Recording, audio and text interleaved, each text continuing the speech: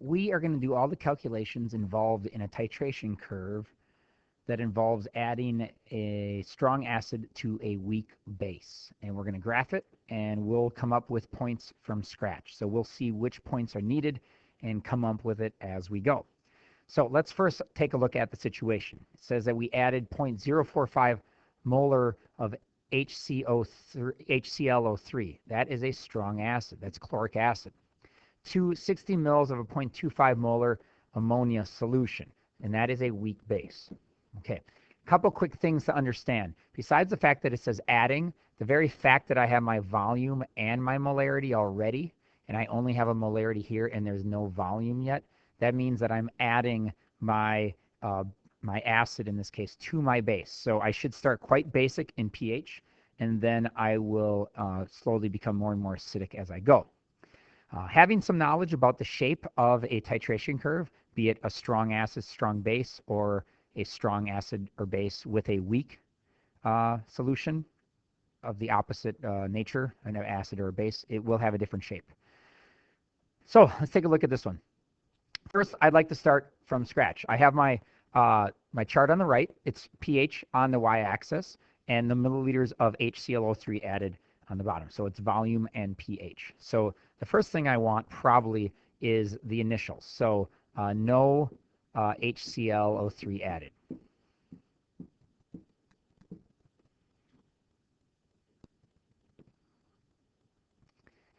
So this is actually just a weak base problem. So let's take a look at what equation I am dealing with, though. So if I have ammonia here, all bases react with water.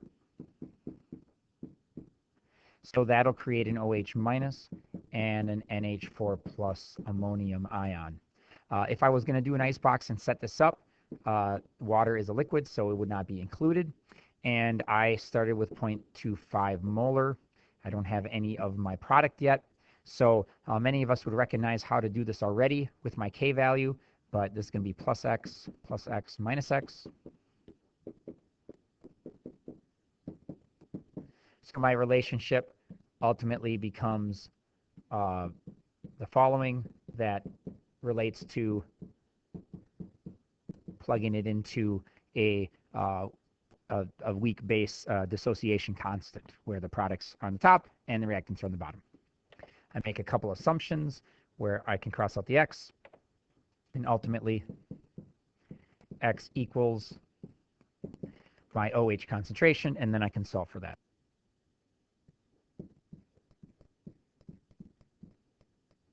So that's my OH. I can get POH.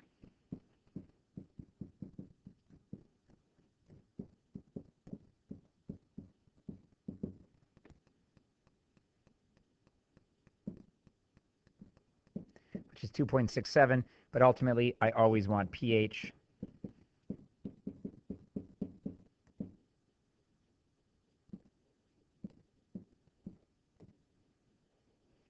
So this is my initial pH with 0 milliliters of HClO3 added.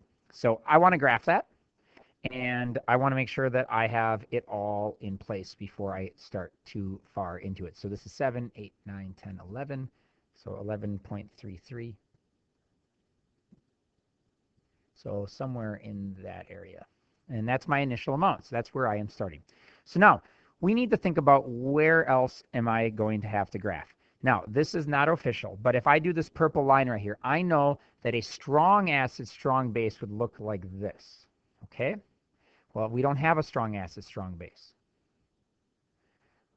A weak acid, strong base, weak base, strong acid, it would start becoming acidic fast. Then it would level off. Equivalence point would be acidic, meaning that the middle of the drop is going to be somewhere below 7. So I'm going to want this point right here. Okay? This is my buffer region, and right in the middle is my pKb. We'll talk about that. So then how can I construct this? I might want to know when I drop and when I come out of the drop. And ideally, I would love to know this point too, but I don't know if we're going to have enough time. So that would help me. If I connect the dots and have a little knowledge, I might be able to create a better titration curve. So first, what I want to do is I want to find the equivalence point. It's really, really important. It's the most difficult to do, but it is vital because I can find the pKb from that, and then I can figure out these 2 points coming in and out of that equivalence point area. So I'm going to shrink this first point, and because this is a video, I can kind of work on each one while keeping my graph present. So I'm going to remove this one, and we'll start at the next point. So I want the equivalence point. What does that mean? That means that the moles of my acid equals the moles of my base. Okay? It's really important to have an understanding of that. So what I can do first is utilize MAVA equals MBVB, because that's actually what that equals. Molarity times volume is moles, right? Molarity, which is that, times volume equals moles. So what I want to do first is find the volume. So the volume of the equivalence point is simply the M1V1 equals M2V2. So how much of my HClO3 do I have to add? So I have 0.045 molar times my VA, I don't know how much volume, equals the 0.25 molar of my base, and I have 60 mils of that base. And it should be quite large because I don't have a large molarity for my acid, and it is.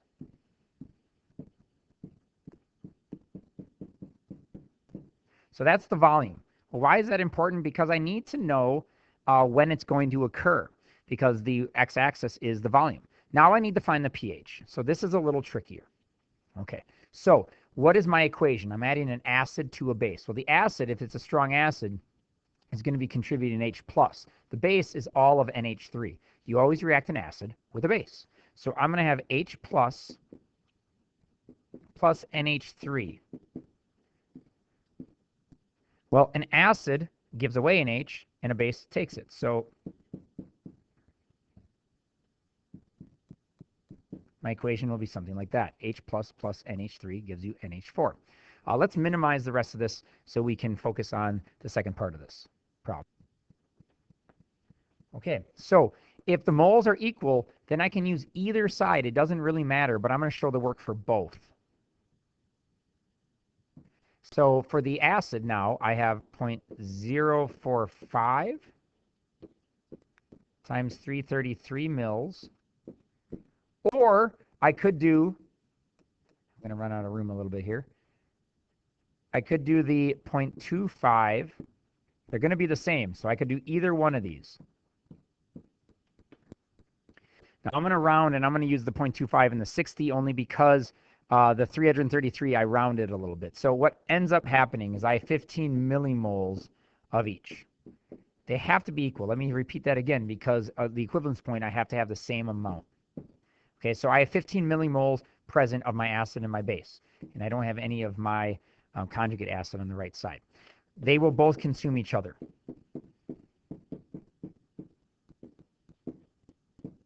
Acid and bases always consume each other. So I have 15 millimoles on the right side. Okay, I cannot find a pH from this equation because I do not have H plus or OH minus on the right side. I can solve for pH if there's no H plus or OH minus on the right side if I have an amount of my conjugate pairs. But in this case, this is 0, so I cannot do that. So I need an equation that has H plus on the right side of this. So what I need is to get back into molarity. So I need a total volume. So I have 333 mils plus my 60 mils. And I'm going to put that underneath my millimoles. So I get that for my molarity. All right.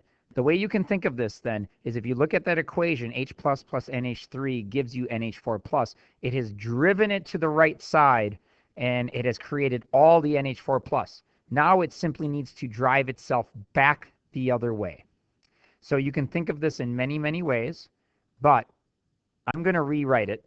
Some people actually just like to write this now and then say this is minus x, and plus x, which does work. Okay, notice it drove it this way initially, and now I'm going to drive it back the other way using my new amount. but I'm going to rewrite it so it's a little clearer. So let me clean this up a little bit. So now I'm driving it to the other direction. I have 0 amount of my H plus and my NH3 at the moment. So this is minus x plus x plus x. So if I would write this out completely, this is what my icebox would look like. Last object, and hope for this, is that you realize that now I am in an acidic form. Kb is for a base. So I need a Ka. Whenever you shift from a base to an acid or an acid to a base, you need the opposite K.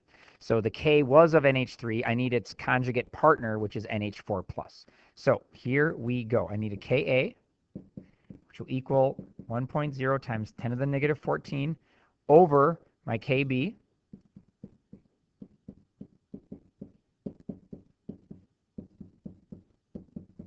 And that'll be 5.56 times 10 to the negative 10th. And I make it equal my relationship right off the bat.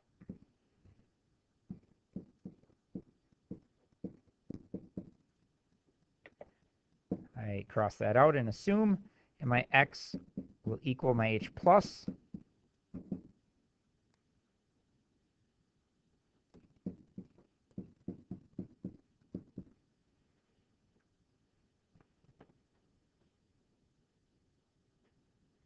I take the pH of that, which is negative log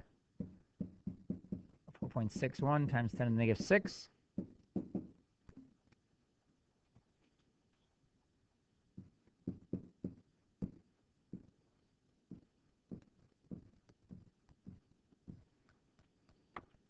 And I get a pH of 5.33 at 333 milliliters. So let's plug that in. So if I space it out, I figured I'm going to make each line worth 30 milliliters, approximately. So at 5.33 for my pH and 333 milliliters, that would be my point. That's my equivalence point. Okay, so what's the next point? Well, let's update our chart for a second. An approximation of what this shape should look like. So it should increase, level off, and in this case, it's going to come through that point and then finish off. So this is my equivalence point. So the half equivalence point should be in the middle, right about here. It should be about half of this volume. So it should be about half the volume, and this should be the pKb for the pH. So that's how I'm going to do that. So let's clean this up. Let's minimize this, and let's work on the half equivalence point. I want to find this point next.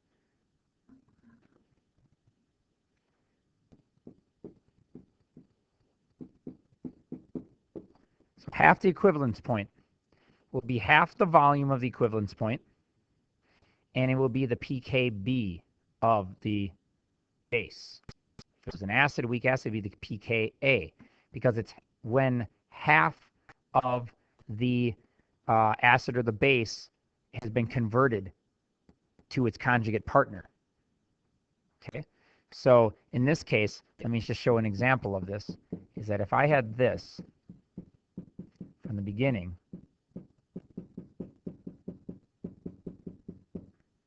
and you talked about Kb being this relationship,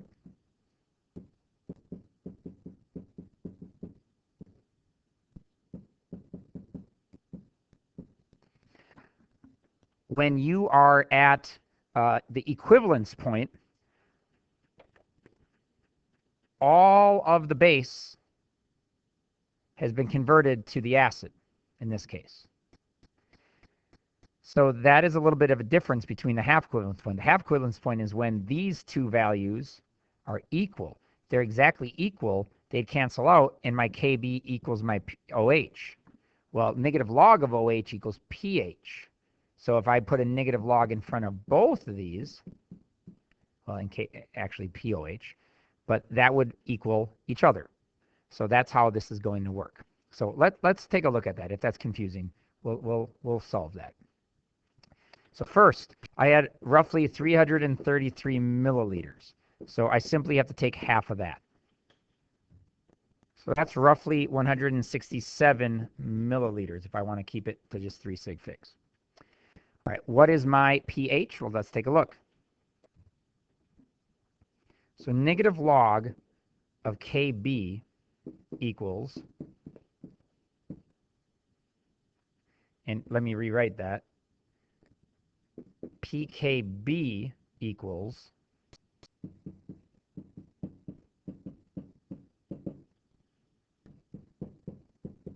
4.74. So I slightly misspoke. Sorry, I got ahead of myself.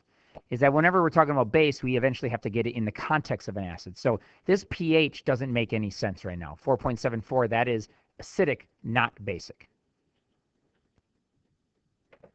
But if I took 14 and I subtract that, I get a pH of 9.26. And that would be at 167 milliliters. That is where we have a perfect amount of acid and base. That is a perfect buffer. That is in the middle of my buffer region. So let's plot that. So that is where my point's going to be. Why is that important? Well, now I know where my plateau is. So again, let's make a quick estimated look at what the view of my titration curve could look like. It's going to drop down to about this point. It levels off, and then it's going to start coming through my equivalence point. Now, I don't know how low it's going to go yet. So now what I need, honestly, I need 3 points. I'm going to need this one. I'm going to need when I enter the drop, and how do I come out of that drop. But essentially, I'm going to just do 2 more. Maybe I'll do 3. So now you have to estimate. So if this is at 333 right here, maybe we could do one at 300 or at 280. And here we could do something at like 360. Maybe this is going to be 360, and maybe this is 300. And if we do that, maybe we could find those points. So let's do that. Let's figure it out. And there are 2 very different problems. So let's take a look at how we do these. And then, oh, sorry, the last thing maybe we could do is something at like 60. We could figure out if that's going to start to drop or not. But that's not as essential. So let's first look at when, forgetting what we said, 300, let's say, 300 milliliters of HClO3 is added. Okay, so I'm adding an acid to a base. So let's review how that's going to look. It's the same equation we've been dealing with. Okay, these are a lot easier than the equivalence points. So if I have 300 mils, let's take a look at this. And I had 0.045 molar. How many millimoles do I have? That's going to come out to 13.5 millimoles. The base is already set. It's in an Erlenmeyer. I've already declared that that's 15 earlier. And you can do that yourself. It's 60 times 0.25. So remember, acids and bases consume each other. So if I have the least amount, that's what's going to be consumed, and then there won't be any left. So that's going to be 0, 1.5 millimoles plus 13.5. Okay, so we always have to ultimately convert this to molarity. So you need a total volume. So I added 300 mils of acid. I already had 60 mils of my base. So that's 360 mils. So what I want to do now is calculate both of those. So right now I have a certain amount of my ammonia and a certain amount of my ammonium. Because they are conjugate partners, this becomes much easier. I am simply plugging this into the Henderson-Hasselbalch equation. Okay, so I've already done a Ka. Reminder, Ka equaled 5.56 times 10 to the negative 10th. I'm going to actually use that one because then I can just go into pH right away. Otherwise, I'd have to solve this for pOH, which would be fine, but I'm going to do pH. So pH equals negative log, or pKa, negative log of my Ka, plus the log of the base over the acid. A little flip. I had to flip that because I just calculated it and my pH was higher than my pKa, which was wrong. So I messed up. This is my base right here. This is my acid. So you got to make sure that you have this right. If I'm doing a pH with a pKa, I need the acid on the bottom. If I'm doing a POH with a pKb, then the base goes on the bottom. Regardless, we are correcting that, and my pH is 8.30. Okay, 8.30 at 300 milliliters. So let's graph that. So my point drops a little bit from the pKa, so it doesn't plateau as much as I thought, which usually is the case. But it is kind of showing where it's going to start dropping off. Now, obviously, you can do a lot more microscale points and get this really accurate. So what I like about these problems is that they're actually quite easy. You consume the acid or the base, and then you just simply plug it into the Henderson-Hasselbalch equation. So in fact, I'd like to actually repeat this one last time. I want to repeat this somewhere in here. So we're going to do about 60 milliliters. I want to see how this looks, and I want to do a little comparing and contrasting. So let's clean this up and do it at 60 mils, and then we'll end up looking at something at maybe like 360 milliliters, see when it comes out, okay?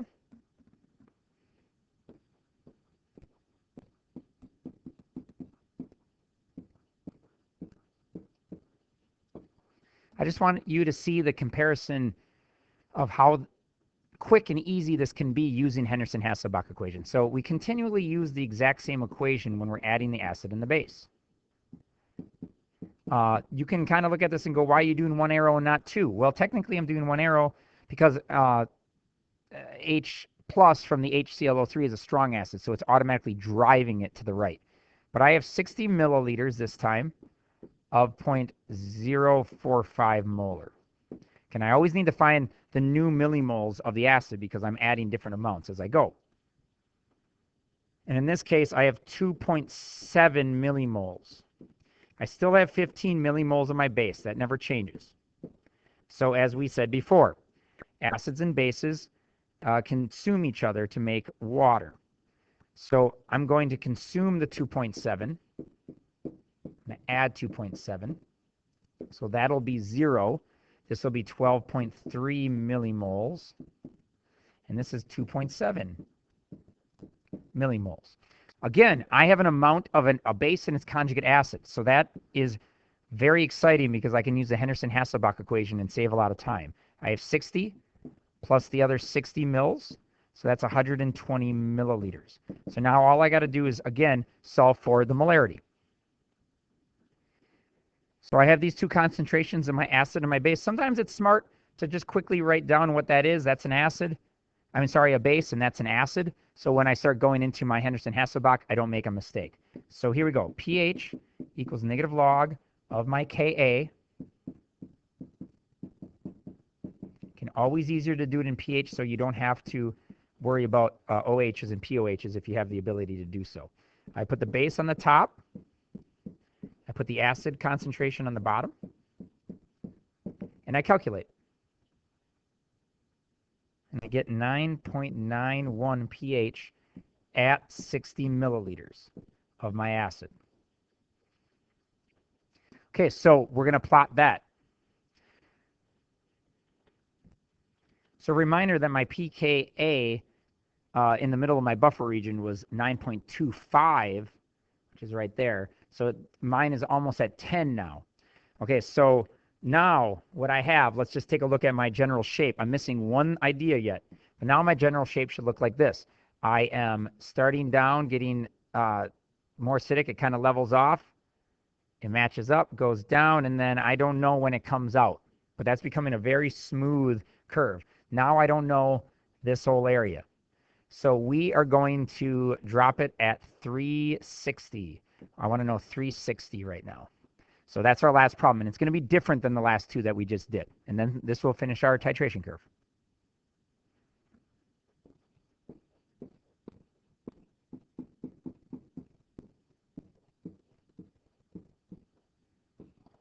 So now we're going to add 360 milliliters. We're going to go past the equivalence point. Same equation. Adding an acid to a base. So let's take a look at how that looks. So I know that now I have 360 mils of 0.045 molar. I know that it has to be larger than 15 millimoles because that's how many millimoles I had at the equivalence point. I'm going past that now. So it ends up being 16.2 millimoles. So what does that mean? Acids and bases react until one runs out. So in this case, my base now is going to run out. So the change now is 15. So you could write it on the right side. And ultimately what happens is I have 1.2 millimoles of my strong acid left, and I'm going to have 15 millimoles of a conjugate acid. So let me just spell this out for you. This is an acid, and this is its conjugate acid. It's a much weaker acid. It's very weak because it's a partner from a weak base. So honestly, the only thing that matters is the concentration coming from the H+. Okay, so now I have 360 because all I have left is strong acid. The base is completely used up. So the major contributor of the pH with the H+ will be from the strong acid. So whenever you go past the equivalence point with a base or an acid, you just use the amount that's left of the acid or strong base that you are adding. So I have 0.00286 molarity of my H+, so I can simply plug that right into pH because that is a strong acid, so all of the molarity can be converted directly to H+ concentration.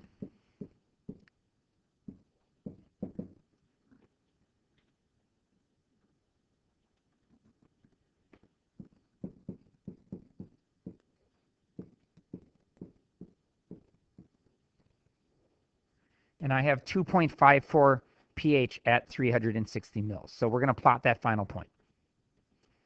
So there I am at 360, and I have a pH of just over 2.5. So now I can draw the titration curve. So I'm going to increase the pH quickly to slowly start leveling off. I hit the pKa. I start to become very acidic very quickly, the equivalence point, and then I come out very sharp and I level off. And there is my strong acid, weak base titration curve with all of the points.